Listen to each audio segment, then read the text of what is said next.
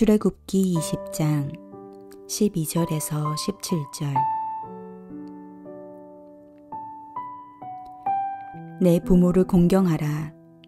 그리하면 내 하나님 여호와가 내게 준 땅에서 내 생명이 길리라. 살인하지 말라. 간음하지 말라. 도둑질하지 말라. 내 이웃에 대하여 거짓 증거하지 말라. 내 이웃의 집을 탐내지 말라. 내 이웃의 아내나 그의 남종이나 그의 여종이나 그의 소나 그의 나귀나 무릇 내 이웃의 소유를 탐내지 말라.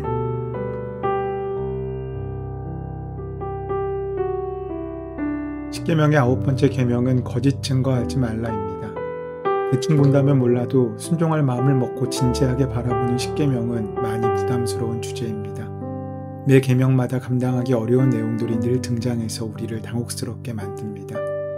9계명의 주제는 거짓말하지 말라인데 과연 누가 거짓말하지 않고 살 수 있겠습니까?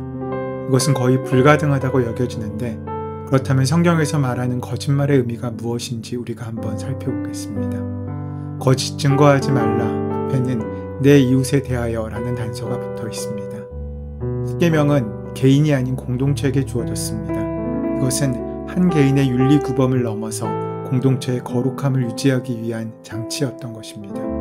출애굽한 이스라엘 민족들도 공동체를 이루며 살았습니다. 그런데 죄성을 가진 인간들이 모여 살다 보니 시시비비가 일어났을 것입니다. 동물과는 달리 인간에게는 그들이 사용하는 언어가 있습니다. 물론 동물에게도 나름대로의 의사소통 수단이 있지만 그것은 아주 단순합니다. 그런데 사람의 언어는 아주 섬세하고 오묘해서 감정과 뉘앙스를 파악하기 어려울 때도 있습니다. 그 언어에는 거짓된 언어와 참된 언어가 있는데 거짓된 언어, 거짓 증언이나 거짓말은 무엇을 말하는 것이겠습니까? 오늘 본문에 내 이웃에 대하여 거짓 증거하지 말라 라는 이 9계명을 히브리 본문으로 보면 법정에서 쓰는 문법을 사용하고 있습니다. 그러니까 이 계명은 법정에서 벌어질 수 있는 일에 대한 이야기를 담고 있는 것입니다. 함께 모여 살다 보면은 그들에게는 문제가 생길 수밖에 없습니다. 사람을 죽이기도 하고 물건을 훔쳐가기도 하고 합니다. 시비를 가리기 위해 그 공동체의 대표나 리더가 심판해야 되는데 그때 가장 중요한 근거는 증인이었습니다. 사람의 증언을 통해서 판단할 수밖에 없는 시대였기 때문입니다. 그래서 증인은 사람을 죽이기도 하고 살리기도 했습니다. 이 거짓 증언은 법정에서 자주 벌어졌습니다. 송사가 벌어지면 이해 당사자들은 자기에게 유리한 증언을 해줄 사람들을 찾게 마련입니다. 가해자와 피해자의 구분이 명확하지 않은 그런 사건에선 저 증인이 중요한 역할을 할 수밖에 없습니다. 그때 증인은 참된 이야기를 해야 됩니다. 그래야지 정의가 실현될 수 있기 때문입니다.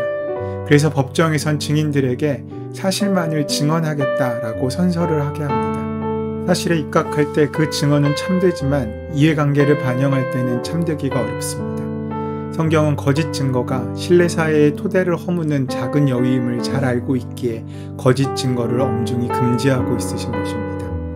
모략과 무고가 범람하는 사회, 말의 진실성이 의심받는 사회는 기초부터 흔들리기 마련입니다. 누가 무슨 말을 해도 고지곳대로 받아들일 수 없는 사회는 공감과 연대의식이 사라진 사회입니다. 그렇듯 말이 무너지면 세상도 무너질 수밖에 없습니다. 이를 증명하는 구약의 대표적인 사건이 있는데 바로 나봇의 포도밭 사건입니다. 아합 왕이 사는 궁궐 옆엔 좋은 포도밭이 있었습니다. 이 포도밭을 갖고 싶었던 왕은 그 주인인 나봇에게 팔라고 말합니다. 그런데 주인은 이런 제안에 거절합니다. 조상으로부터 물려받은 땅을 팔 수 없다는 것입니다.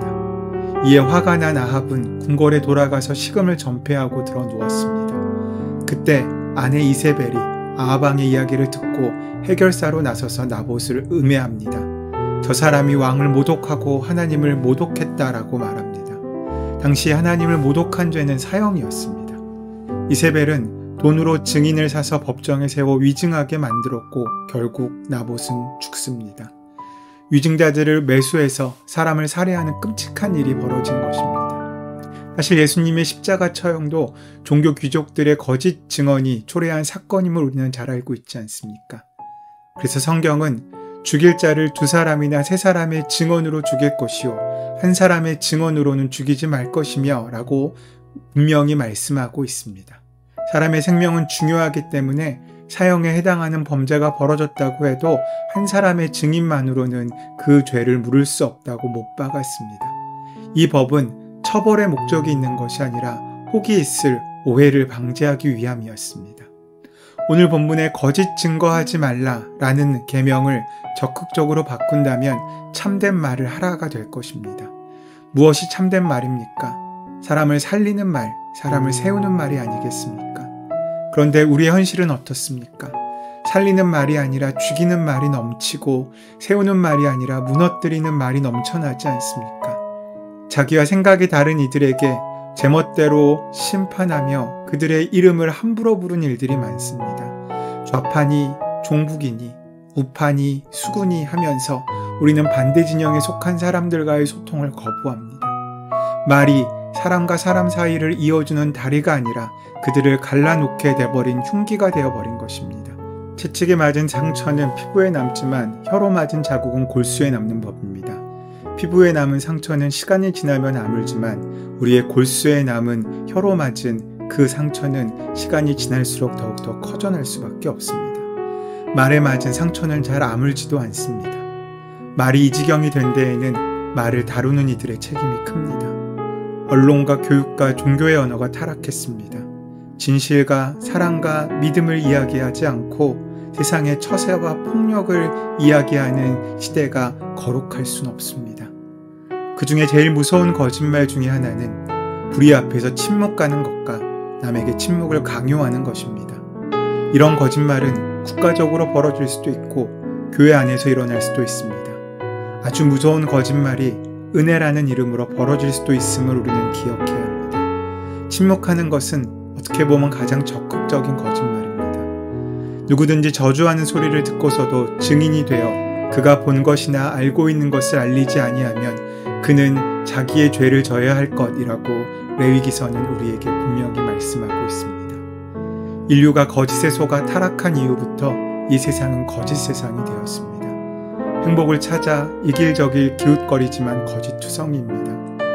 그런데 웬 은혜로 웬 사랑으로 우리에게 참 소망이시고 참 길이신 예수님께서 찾아와 주셨습니다. 내가 너의 길이고 너의 소망이라고 말씀해 주십니다. 우리는 갈보리 언덕의 십자가 사건을 경험하게 되었고 그 은혜를 입었습니다. 그런데 입을 닫고 섭니다. 땅끝까지 이르러 내 증인이 되라고 주님께서 말씀하셨음에도 불구하고 입을 닫고 있다면 그것은 거짓말하는 것이나 마찬가지입니다. 그것은 거짓 증인된 삶을 살고 있는 것입니다. 잘못 전하는 것도 무서운 거짓말입니다. 오늘날 말씀과 강단을 책임질 목회자에게 이건 무서운 경종의 말씀입니다. 성도가 듣고 싶은 설교를 할 것이냐, 들어야 하는 설교를 할 것이냐 사이에서 목회자는 매일 고민합니다. 성도가 원하는 설교를 하고 싶은 유혹이 누구에게나 있지만 하나님의 말씀, 하나님의 복음을 온전히 전하는 것이 옳은 일입니다. 자신의 생각이 아닌 하나님의 뜻을 흐르게 하는 것이 목사의 사명입니다. 십계명에 대한 말씀도 부담스러운 말씀인지 알지만 우리가 이 말씀을 온전히 받고 만나지 않는다면 우리는 하나님의 거룩한 자리에 이룰 수 없습니다. 그러하기에 이 말씀도 외면하지 말고 우리는 온전히 만나고 나누어야 한다는 것입니다. 제9계명을 지키는 정직한 자의 삶을 산다는 것은 결국 변화된 사람으로 삶을 사는 것입니다. 그 자체의 의미가 있고 그 자체의 행복이 있는 것입니다. 정직의 대가가 무엇입니까? 정직한 삶을 산 자의 축복이 무엇입니까? 우리는 다른 보상이 있을 거라고 생각하지만 정직의 보상은 하나님께서 기뻐하시는 그 하나로 충분합니다. 하나님의 말씀이 내 삶 가운데 온전히 전해짐으로 거짓된 말씀이 아니라 참된 사랑의 말씀이 전해지는 참된 말을 하는 오늘 하루 되시기를 소원하고 축원합니다. 은혜의 주님, 우리가 아는 것도 말하지 않고 침묵하며 주님의 복음을 왜곡하여 우리의 삶을 통하여 보여주지 못한 우리의 연약함을 고백합니다. 우리가 참된 것을 말할 수 있도록 하나님의 복음을 거짓된 것으로 바꾸지 않도록 동행하시고 함께하여 주시옵소서.